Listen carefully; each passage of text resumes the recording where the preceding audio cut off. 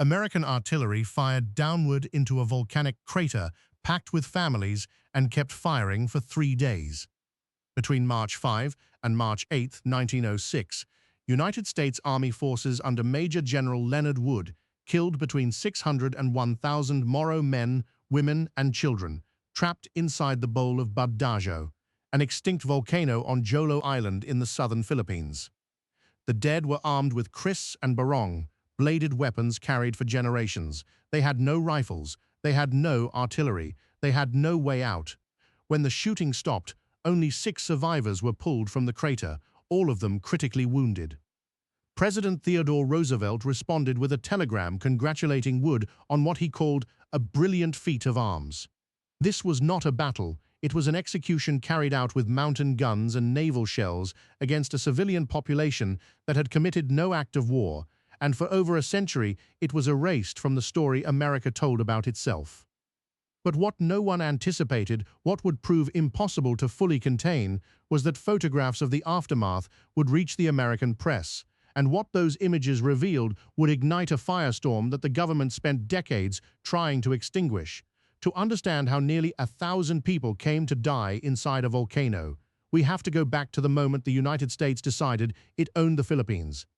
In 1898, following the Spanish-American War, the Treaty of Paris transferred sovereignty over the Philippine archipelago from Spain to the United States for $20 million. The Moro people of the Sulu archipelago, Muslim communities that had resisted Spanish colonization for over 300 years, were included in the transaction without consultation. In 1903, the United States established the Moro province under direct military governance, placing the region's administration in the hands of army officers rather than civilian authorities. The stage was set for a confrontation between an imperial power determined to impose order and a people who had never accepted foreign rule. Leonard Wood arrived in the Moro province in 1903 as its military governor, carrying with him the confidence of a man who believed civilization could be delivered at gunpoint. His mandate was pacification, his methods were blunt. Wood imposed a head tax on the Moro population, a per-person levy that demanded cash payment from communities whose economies operated largely through barter and trade.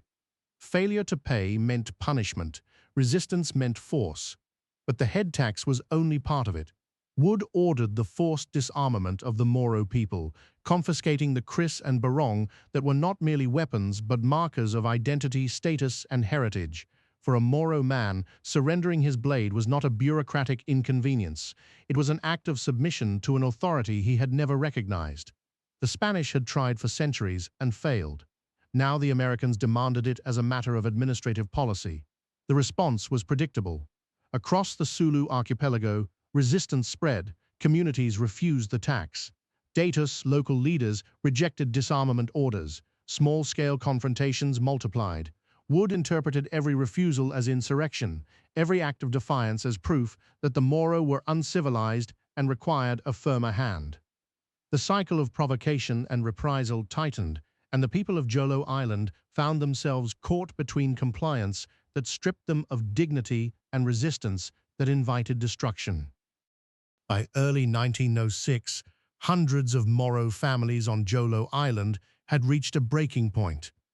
Faced with continued taxation, disarmament raids, and the ever-present threat of military force, approximately 600 to 1,000 men, women, and children withdrew to the crater of Bud Dajo, an extinct volcanic cone rising roughly 2,100 feet above the coastal plains.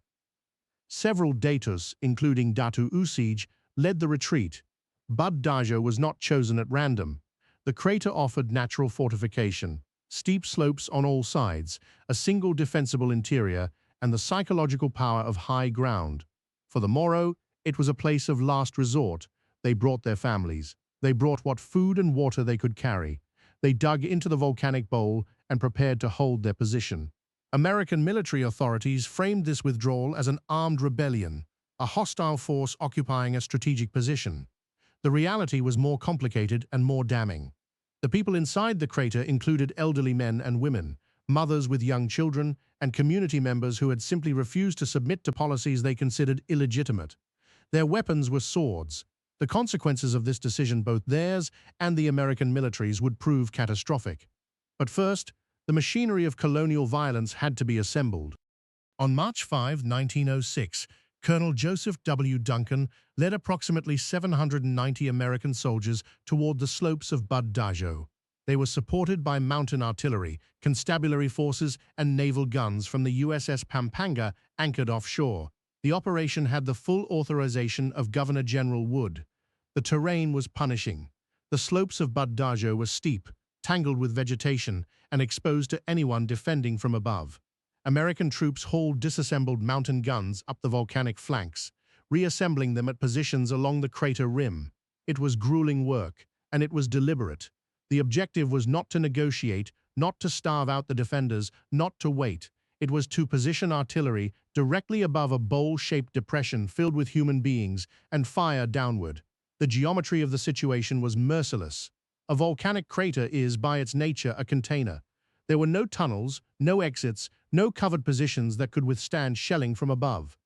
The Moro inside Bud Dajo were enclosed in a killing ground shaped by geology itself. When the guns opened fire, the shells dropped into the bowl and detonated among people who had nowhere to run. Naval fire from the Pampanga added to the bombardment. The assault had begun, and the people inside the crater had already been condemned. The killing continued for 3 days. After the initial bombardment shattered defenses and inflicted mass casualties, American troops advanced over the crater rim and entered the bowl. What followed was close combat of the most one-sided kind, soldiers with rifles and bayonets against survivors armed with blades, many of them already wounded by artillery. The Moro fought. Accounts from American soldiers describe fierce resistance from men wielding kris, charging into gunfire with no prospect of survival. But valor could not overcome the arithmetic of the situation. The defenders were outgunned, outnumbered in effective firepower by an almost incomprehensible margin, and trapped in an enclosed space that had become a slaughterhouse. By March 8th, it was over. American forces reported 21 killed and 75 wounded. The Moro dead numbered at least 600. Some estimates placed the figure above 900. Among the dead were over 100 women and children. Only 6 Moro survivors were found in the crater, all severely wounded. The disparity in casualties tells the story that no official report could obscure. This was not a battle between opposing forces. It was the annihilation of a trapped population. The news reached Washington, and President Theodore Roosevelt responded swiftly. His telegram to Leonard Wood praised the operation as a brilliant feat of arms, language that framed the massacre as a military achievement worthy of commendation. Within the corridors of the War Department, Bud Dajo was entered into the record as a successful engagement against hostile insurgents. But then the photographs arrived, images from the crater's aftermath showing the bodies of men, women, and children heaped together in the volcanic bowl, made their way to American newspapers. The pictures were undeniable. They showed what no telegram could reframe: the mass killing of civilians, including the very young and the very old, in a place from which escape had been impossible. The visual evidence contradicted every official characterization of the event as a legitimate military operation. Public reaction was immediate and visceral.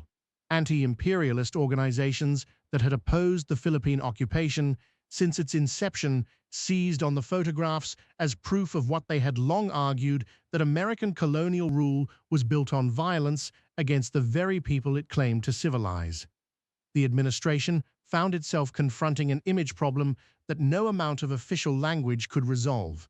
And then came the voice that would prove hardest to silence. Mark Twain, by 1906 among the most famous writers in the world and vice president of the American Anti-Imperialist League, responded to Bud Dajo with characteristic fury. His essay, Comments on the Moro Massacre, attacked the killing with precision and contempt. He described the event as a long and happy afternoon devoted to slaughter.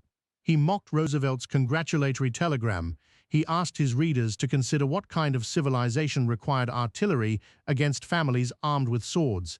Twain's essay circulated widely. Anti-imperialist newspapers reprinted his words. Public meetings were held. The outcry was real, and it was loud. For a moment, the massacre at Bud Dajo threatened to become a defining scandal of American imperialism in the Philippines. The administration's response was not to acknowledge the killing, but to reframe it. Official accounts emphasized the Moro as armed insurgents, stressed the danger to American troops on the difficult terrain, and characterized the operation as a regrettable but necessary action against a fortified enemy position. The language of military necessity was deployed to transform a massacre into a battle. Over time, this reframing succeeded not because it was convincing, but because it was persistent. The controversy faded from public attention. The photographs were filed away. The essays were forgotten, and the dead of Bud Dajo were left to the silence of an official record that had no place for them. For over 100 years, the massacre at Bud Dajo was absent from standard American military histories. It appeared in no widely used textbook. It was referenced in no major documentary. The names of the dead were never recorded in any American archive. Leonard Wood went on to serve as Army Chief of Staff, as Governor General of the Philippines, and as a serious contender for the Republican presidential nomination in 1920. His role at Bud Dajo was not part of his public biography. The recovery of this history came not from American institutions, but from the communities that had carried the memory all along. Filipino historians and Moro oral tradition preserved the account of what happened inside the crater. In the late 20th century, revisionist scholars, both Filipino and American, began reconstructing the documentary record, locating photographs, military reports, and contemporary newspaper accounts that had been buried in archives for decades. The massacre was placed within the broader pattern of American colonial violence in the Philippines, alongside the Balanghiga reprisals and the campaigns that killed hundreds of thousands of Filipino civilians during the Philippine-American War. Bud Dajo was not an aberration. It was a product of a system of colonial governance backed by military force, of policies designed to break the will of populations deemed ungovernable, of an institutional willingness to use overwhelming violence against people who could not fight back, and then to erase the evidence from the historical record. The 6 survivors pulled from that crater carried the truth in their wounds. The photographs carried it in black and white, and for a century that truth waited in the silence between what a nation did and what it chose to remember.